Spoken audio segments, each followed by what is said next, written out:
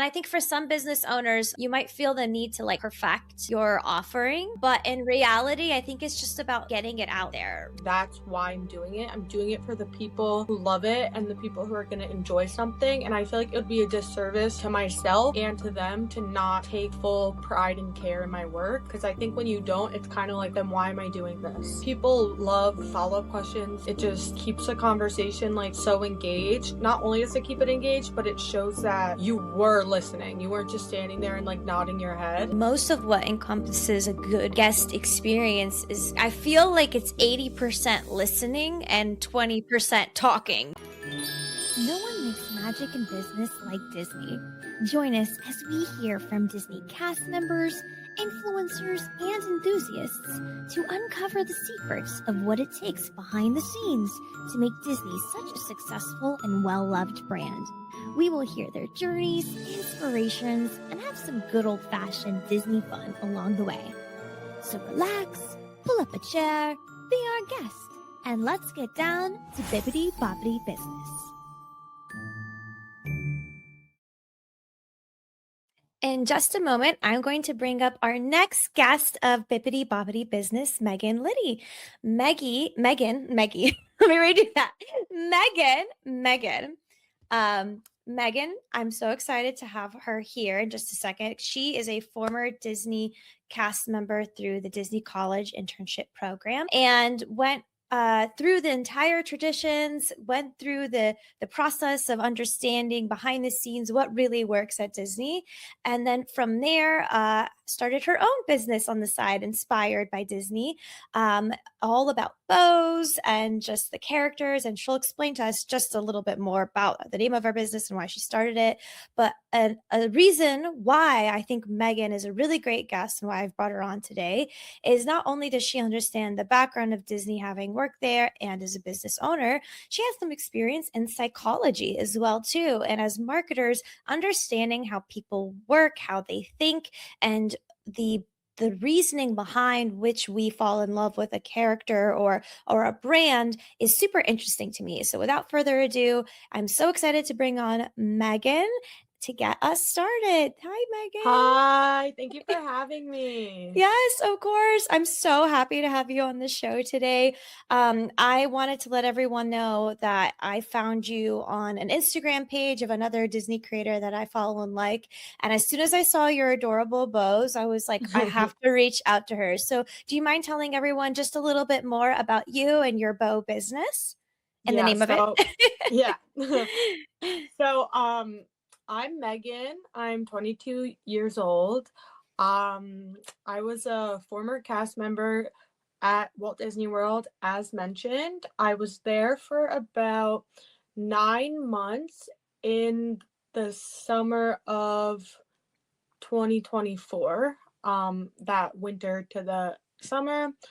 I graduated with my bachelor's in forensic psychology. I'm currently pursuing my master's, and I do currently work in that field, mostly doing like wellness checks, medication monitoring, and just like overall plan of care, like helping manage it for adults with schizophrenia.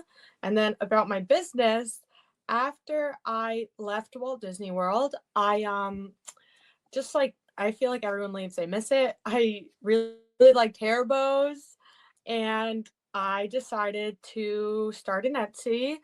And since there, things have luckily taken off. I now have my own website. So yeah, that's a little bit about me. No, that's so great. For anyone who's listening, I really want you to understand that it's not just about the bows. For me, when I talked to you, Megan, before, you were really good at listening for what people wanted or needed, which I think any business owner is really good at. And you were hearing from people around you when you were going to the parks and having fun, that the ears that we wear, that we love so much, can sometimes hurt certain people and hurt their Yeah. head.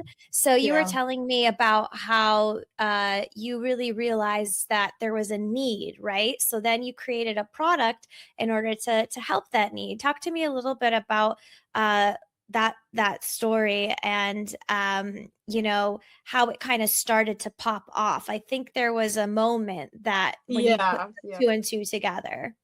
So basically, I was at the Magic Kingdom Auto Plaza. So, like, when you go in and you pay to park, I was standing in the booth. And obviously, one of the perks is we got to go to the parks. So, I would go to the parks, I would buy all these really cute ears, and then it would be like 100 degrees, and my head hurts, and I'm sweating, and I'm tired. And I'm like, the first thing that comes off are the ears when that happens too. And then I'm like, the whole look is ruined. Um, and at the same time when this was going on, I was going to work and I just like wasn't a fan of the uniform. I felt like I had to dress it up a little. So I started wearing just plain hair bows. And then while I was there, Tiana's Bayou Adventure opened. And I was like, I am going to make a hair bow to wear to work for the cast member previews, like just to be like fun and cute and whatever. And it was really simple.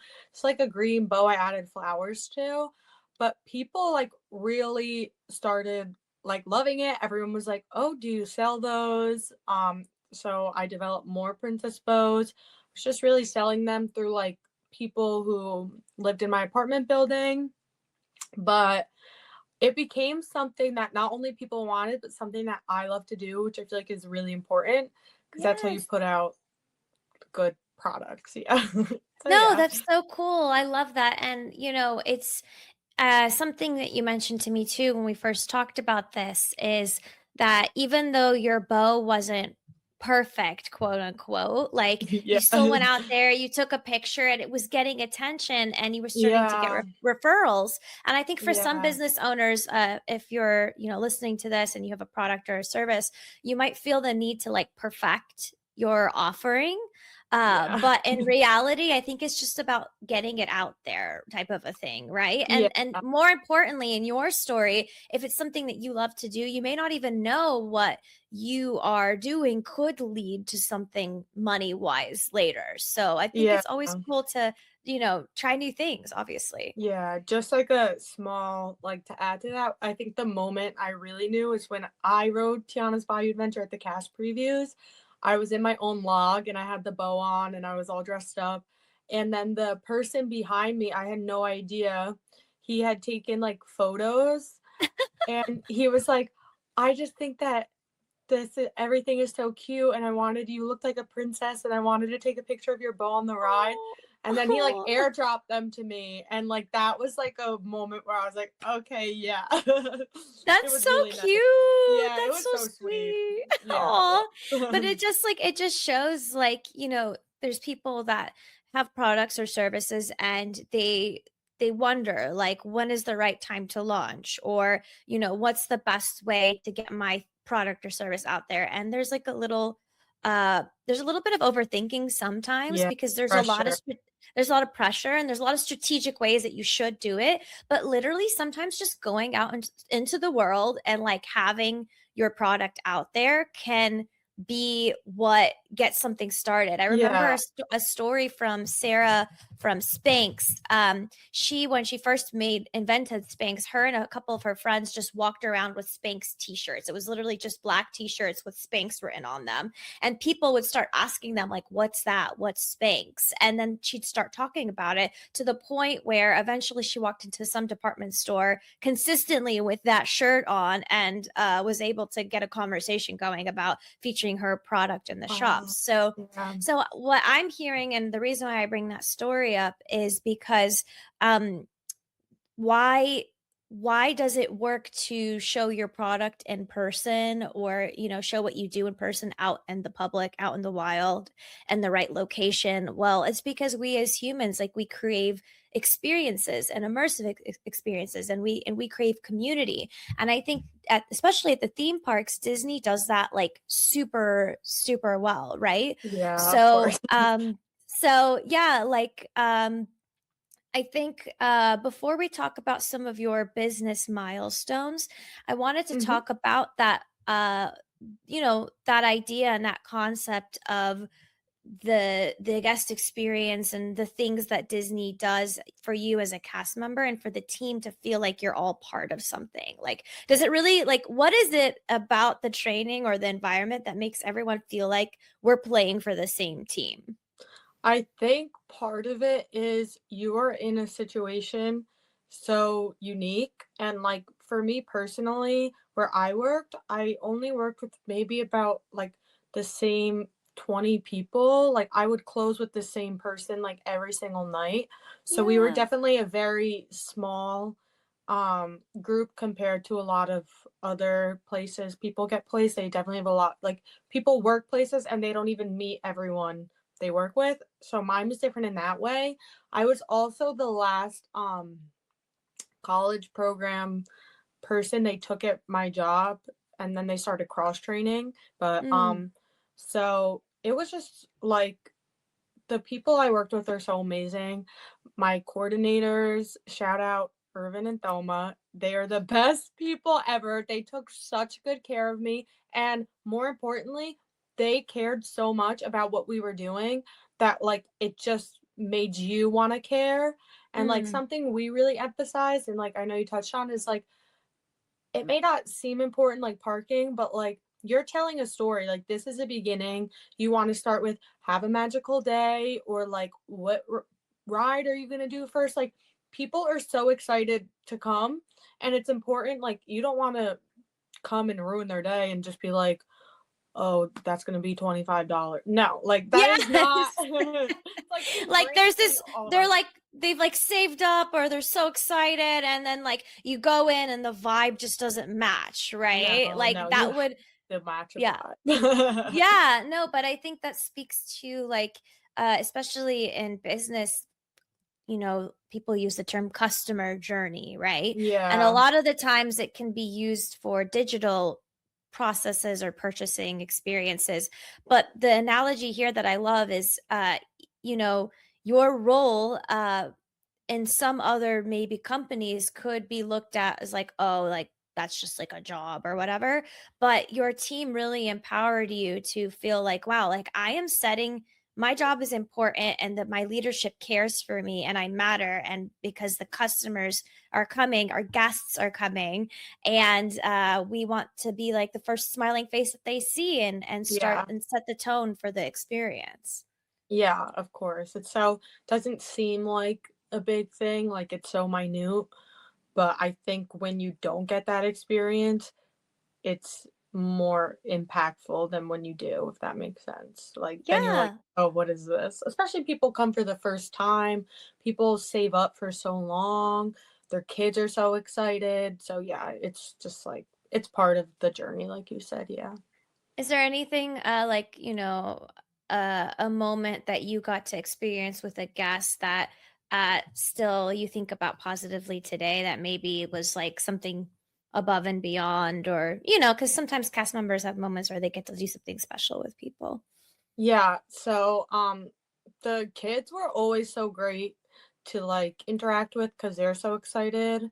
So like we would carry around stickers in our till. Oh, And I remember one time I gave someone a sticker and I said, well, like, what do you want to do first? Do you know? And he was like, I'm not sure. What would you do first if you were me? And then I was like, well, this is great, that is great, whatever. And then I was like, but I heard like Mickey Mouse has been waiting for you to come. And he was oh. so excited. And then he went and he met Mickey Mouse, like, because they'd come back through the next day.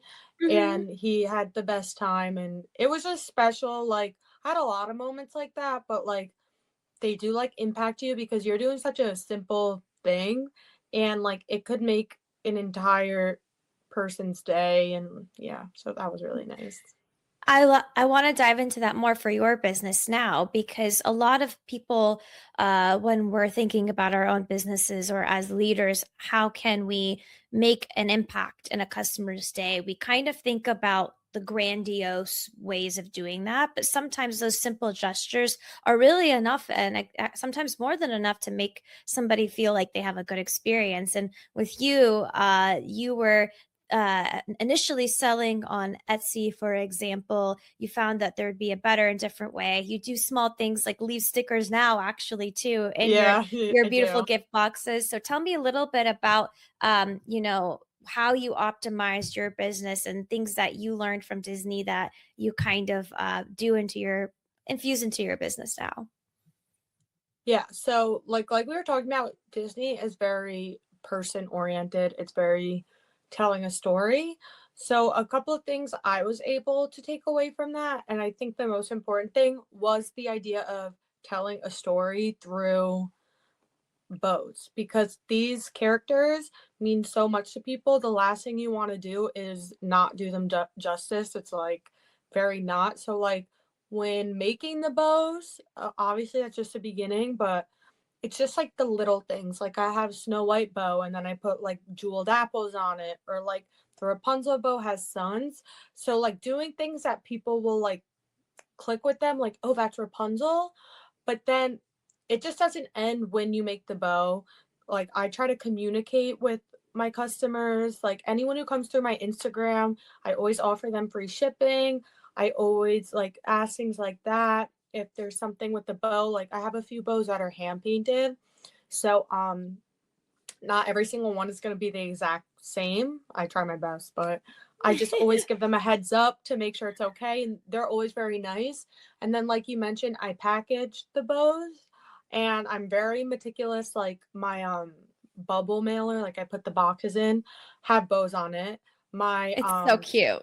yeah, my It's tissue so paper. cute. My tissue paper is little bows. Then I put stickers in. I usually try to match the stickers to what the person has bought. So like if you buy a Cinderella bow, I try to find a Cinderella sticker. But if I can't, you'll get a Disney sticker in there regardless.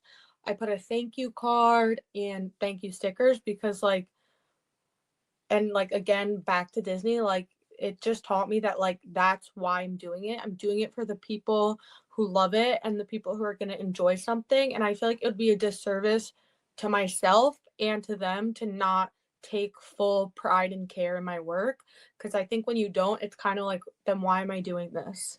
So yeah. Yeah, I love that. And I'd like to know more if you can share maybe some of the things that they taught you about how to kind of connect personally with the guest, or in this case your bow customer right now. So like what are things you're thinking about that from a business standpoint that allow you or make maybe empower you to think differently about how the experience could be.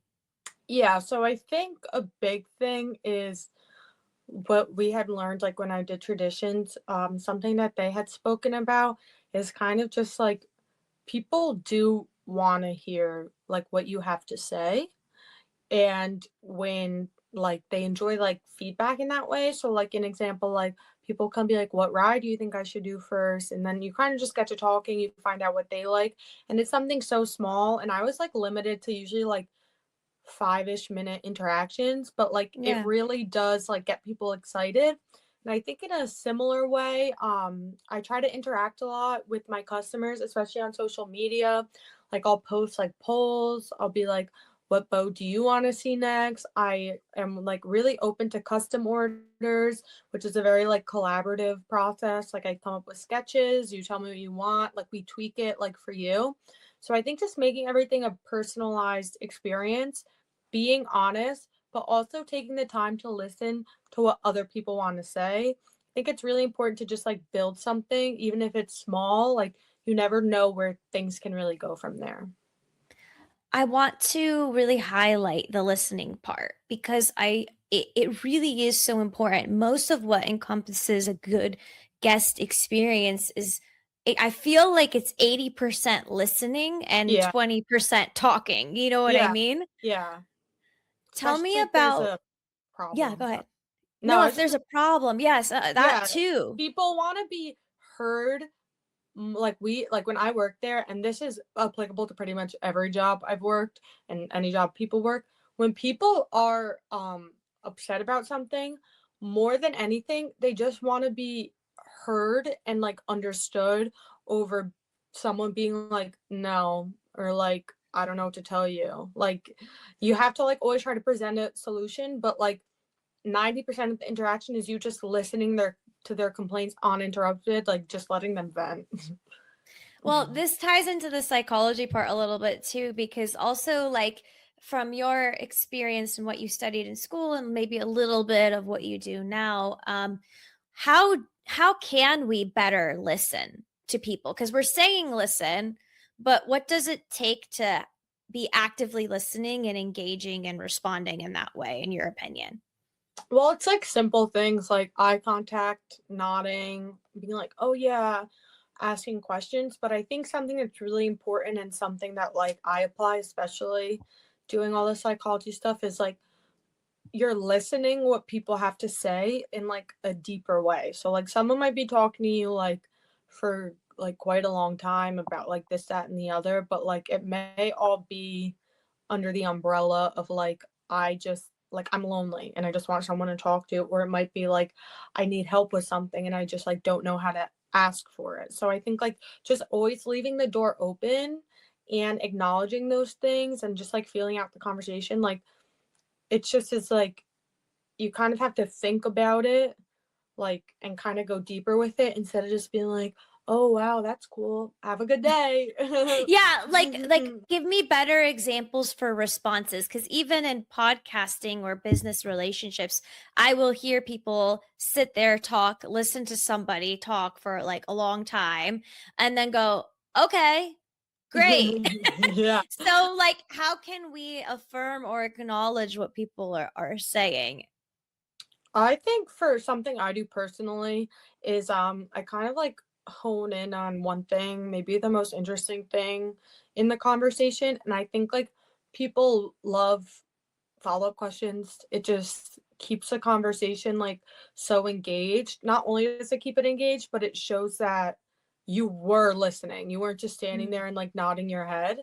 So I think that's something I really try to apply, especially um like when I'm at my job, because I know a lot of people I work with, they just want someone to talk to, but like they want you to talk to them. Like listening is important, but like conversations are two-sided. So I think just having something to say after that like really just shows that like, hey, I heard what you said, and then like ask a question and then the conversation just kind of flows from there and you might not even realize that you're doing it, if that makes sense. I think you do it well, even in your own business with your bows, right? Because you could just go, like, you could have like some automated message that would only go out one time and then you never talk to your customer again, for Yeah, example, that's right? not me. But that's what I'm saying is like what you are able to do in psychology and that practice is easily translatable into business as well too, because going above and beyond the extra step and just asking a genuine question and building relationship, whether it's at a park and passing with a guest that's walking into the door of the, or walking into the theme park for the first time, or somebody sending Mhm. you a DM on Instagram. I mean, it's really important. Yeah, and especially me because I'm one person. I do everything myself. I make the bows, I pack the bows, I handle my website and do my Instagram. I think something that's always just really important to me is I always try to find the time to do those things because I think we've all had an experience where we weren't treated nicely, maybe in a business Yeah. situation, and that sucks. And why would I want to give that out to someone else? And I'm so like passionate about it. It's like I'm excited when people are excited. So, yeah. Yes, and I think that's what we need to remember in business is be listening for what excites the people and build off of that and continue to grow from there for sure. So Yeah. let's kind of segue a little bit into the next part of this conversation, which is what it is about that Disney storytelling that makes us so like obsessed with it. And I really wanted to talk about kind of like if you were a forensic psychologist for the Disney characters, like the Yeah. princesses or the villains. And why I bring it up is because there are a lot of people that create content for their business and they really try to not have a person to connect to. It feels like a company or a brand, but there's not really one person to connect to. And I think those are the kind of businesses that could be potentially missing out on opportunities to build relationships with customers that they don't have yet. So, talk to me about this idea of the Disney character and why we love certain. Let's start with like the princesses, for example. Like, what is it about us watching a movie, watching a princess, and then going, I love this movie because of this character. Yeah.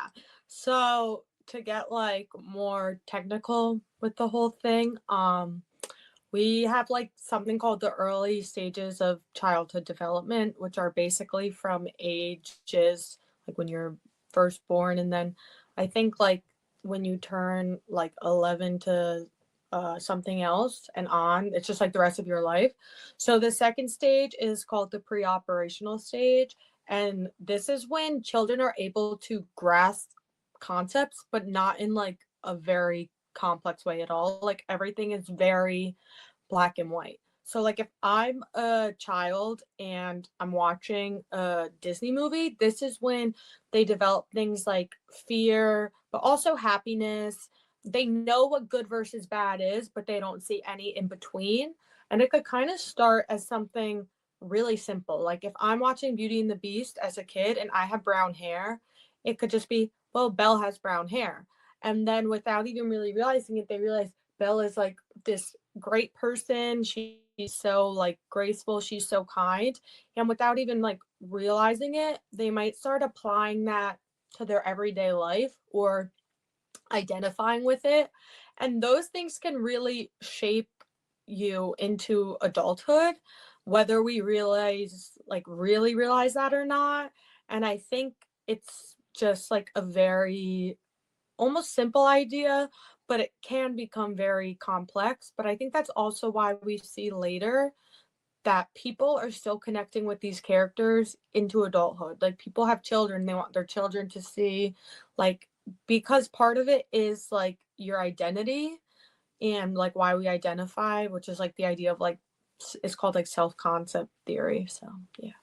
No, yeah, tell me more about the self-concept theory, because from so far what I'm hearing you talk about is it really is it really could be as simple as feeling seen in what you are watching, or feeling acknowledged, and whether it's from somebody's hobbies or their appearance or the environment that they're in. If there's some sort of ability to correlate or connect and see yourself in what you're watching, now you have this like interesting, like parasocial almost, or a pretend imaginary like connection to that Yeah. being. Yeah. So just like deeper on it, I think it's just like, again, like it's forging a connection in a way that like you don't really understand fully at the time. And then as you go through those other stages, it kind of just starts to like blossom into something else. And I think it's just like that idea, and it's so simple. It's like self concept theory is like we see someone and we admire them and we want to be that person or like Yeah. that person. So it's very, because you're learning it at an age where you're so young and you don't even understand it, it just is a very like basic concept that can grow into like something else. And that's kind of also in the same vein as like when we see children when they're younger, like terrified of a villain. Like my brother was terrified of Ursula, but like it could be one of those things is like someone is representing traits at the same time that you don't want. So it just is Mm. very learning like that black and white. And then those things are applied later into like other areas of your life as you're growing up, if that makes sense.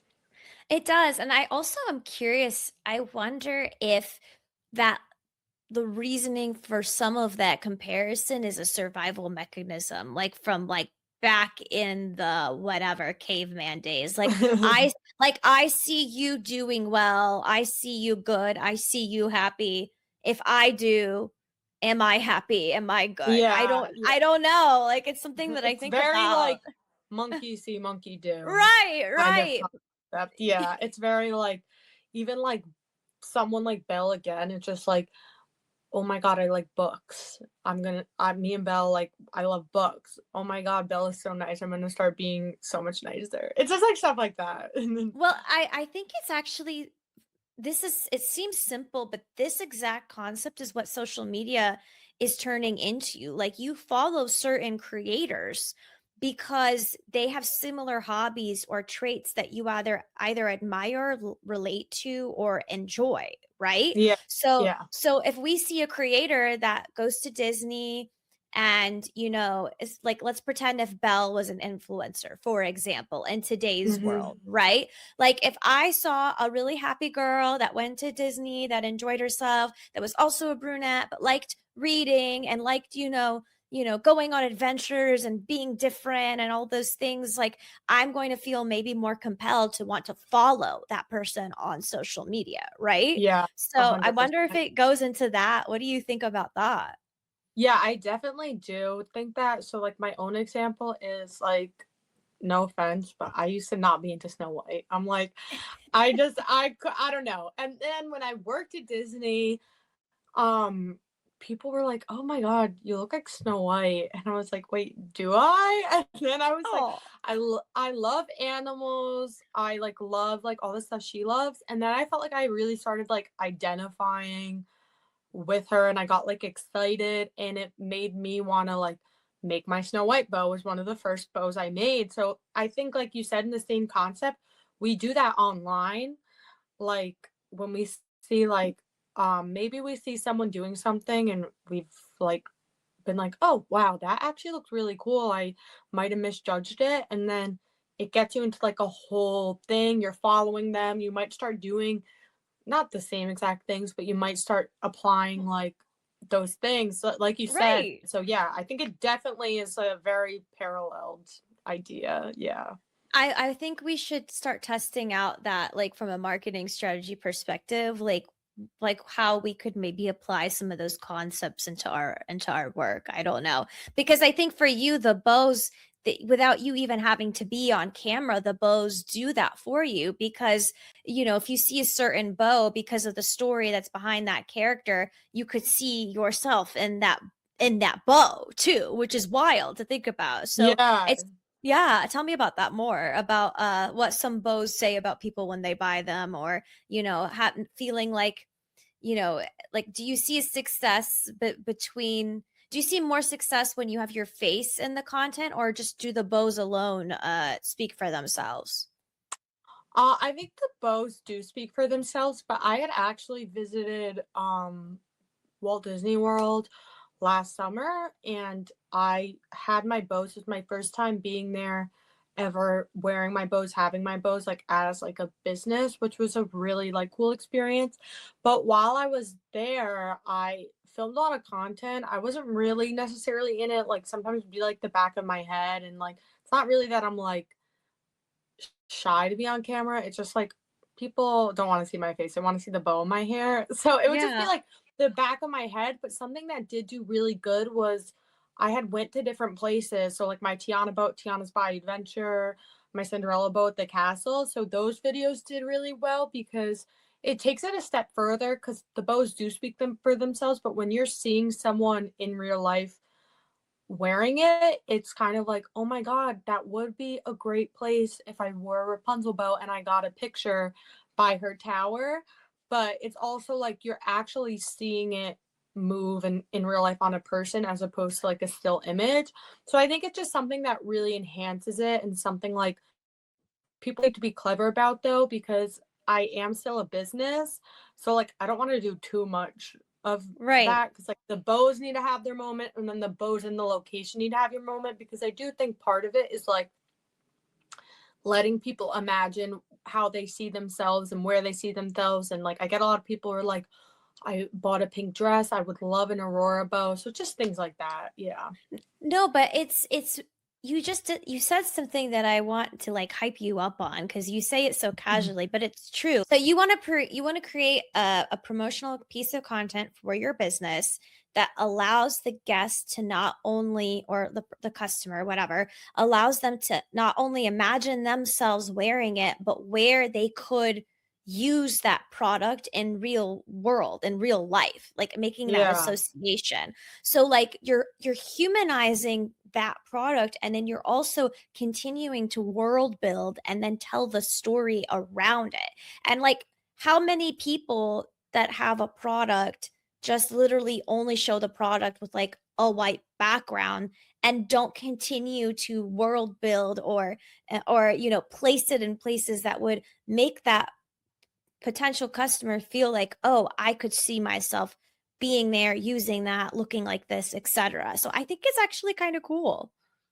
Yeah, I think it is, and I think I'm also just lucky because I think people can find those situations to do that, but I'm just pretty lucky because Disney itself is such a storytelling thing. So when I make the bows of different characters, it's almost like I already have a blueprint. But I think there is Yeah. one out there for everyone because I try to make do when I'm from New Jersey. If I can't go to Florida, I'll like make do with the things around me, like wearing floral bows. Like I'll go to, like, we have a local garden. I'll go there. So I think it's just like it kind of is anywhere if you can make it fit to be.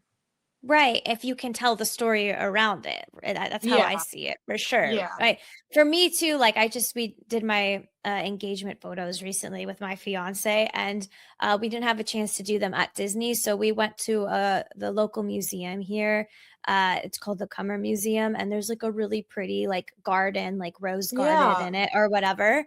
So, like, it really is, the like, you don't have to, like, if you're a business owner listening to this, your product doesn't have to be a Disney product, and you don't have to go to Disney specifically in order to think creatively as to how you could connect the dots between that story, product or service, whatever it is. It is a little easier for products, though, I will say that for sure. Yeah, sure. Definitely. So let's talk a little bit about, you know, how you're doing a really great job of course, like, taking the time to reach out to customers. You packaged your product really well. You have the details with the stickers and the bows and all of that, and you're really sweet and wonderful to work with as well. Thank you. How do you think about, you're so welcome. How do you think about getting repeat buyers though? Like, how do you try to continue to get customers to come back or grow that relationship? And if business owners are struggling to get repeat business, what would you say to them? Yeah, so I think something about in general, and this just applies to everything, like you really have to have a passion for what you're doing. You want to like make something great. If you want to do it, it will be great. And I think when I make any bow, that's how I think about it. So first you have to make a product good enough that makes people want to come back for more. For me, I have like almost 80 bows, so I definitely have a variety. And I had switched, like you mentioned. I started on Etsy. I still have my Etsy, but I made my own website through Shopify. And one of the great things about Etsy is it has its own SEO, like search engine. So that's why when a lot of people start, that is where they start because it builds that in for you. And that's how like you kind of get buyers and then the repeat buyers because they can see you in their history. So on my Shopify, when I get orders and on my Etsy, I always, one, I think it's really important to like almost like a loyalty discount, like you get 10% off on your second order. But now that I'm transitioning from Etsy to Shopify, and I don't know if I mentioned this, but the reason for that is Etsy just charges a lot of fees to buyers, and sellers don't see those fees at all. So I'm making less than what my product costs, but people are paying more, whereas Shopify has much lower fees. So I have a card that I put in my Etsy orders that basically says, hey, like we moved to Shopify, the same bows for less, take 10% off your first order. And then I see a lot of repeat in that, as well as leaving my Instagram, barcode to my Instagram because people will see that and then go to the Instagram and then they're open to like all of these bows. So I think it's great to just show customers we do want you to come back and here's what you're going to get if you do come back. So just taking the time to think about those things, I think, has been really important to me. So yeah. How have you gotten like customers from Instagram, if you've gotten any that you've never met before, to buy a bow? Like, have you been able to do that? Yeah, I actually have gotten a lot of people. Recently I did a custom. I'm not even very sure how she found me. Someone messaged me from Ireland. They're going to Disney Really? they're going to Disney for the first time over the summer, and she had asked me to make 2 custom bows from her. So like those things too, I really do like Instagram because DMing back and forth with people, especially when doing custom orders, you just get to talk more about the product and just be like very collaborative. Those people come to me. I'm not sure how. I try to like maximize on Instagram, like my like SEO, so like using hashtags, posting at a good time. But at the same time, I like can't think too much about it because it gets like a little You like get stressful. in your head. Yeah, Yeah. and But I it's do. cool that people come and then you Yeah, have the right product, the right packaging, the right target audience. You comment other people's stuff too. It's not yeah. just like you're only posting a photo and not doing anything. It seems like you're No, active and you're no. engaging. Yeah, I really do try to be engaged, and I know this isn't like the greatest advice, but think like 50% of owning a business is instinct. So there will be times where like I'm just like, well, I just want to post this now, and that's going to be what it is. And it's always those things that do the best when you're just really going with like when there's no expectation almost. And yeah, Yeah. yeah. So I think too, from what I can tell, you know, the things that you've learned from being a cast member, having great conversations, listening, understanding storytelling, understanding ways to improve the customer experience, and just enjoying and loving what you do are things that I think anyone can learn from, but are still Mhm. still important to you today. So, um, Yeah. if somebody wants to buy the bow, a bow, many bows, all the bows, because Yeah. after listening to this episode, and they would like something custom made, how can they connect with you, Megan? Where can they find you? So I am on Etsy at Pixie Perfect Bows, though I'm really advising you go to my Shopify, which is Pixie Perfect Bows as well, like slash Shopify. And then Okay. I have an Instagram, Pixie Perfect Bows, and that's a really good place to get me because I always try to help my people on Instagram out with discounts. I am probably the best at communicating that way just because it's like so convenient, and you stay up to date on new bows that are coming, exclusive bows, and every so once and again I'll do giveaways so you could win a bow, you could win a discount to a bow. Awesome. So Instagram is a really great place. I think it's just good because you're kind of getting more than just the shop, you're just kind of getting more of a full picture, if that makes Mm. sense. So it's Well, at I Pixie Perfect. at Pixie. So say that. So say the Instagram and just the Shopify site one more time for me.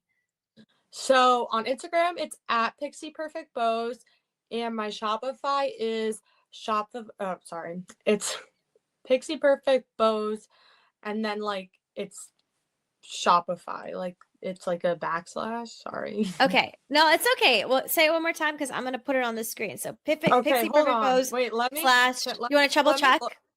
Okay. Yeah. Make sure. Make Okay. sure. Okay. So that my Instagram is at Pixie Perfect Bows, and my Shopify is pixieperfectbows.myshopify.com. Perfect. And I can completely vouch for Megan. And if you're watching this and not listening to it, there's a wonderful custom bow set that she's made for one of our guests on the show, Lauren from Tink Media. They're the most adorable Tinkerbell bows. They'll be somewhere on the screen here. And definitely go get your bows and be a Disney Bippity Boppity Bow baddie and get Yeah. something for yourself. So, all right, Yeah. Megan, this was really great. Thank you so much for being on the show. And for everyone listening, I hope you all have a magical day. And that's a wrap.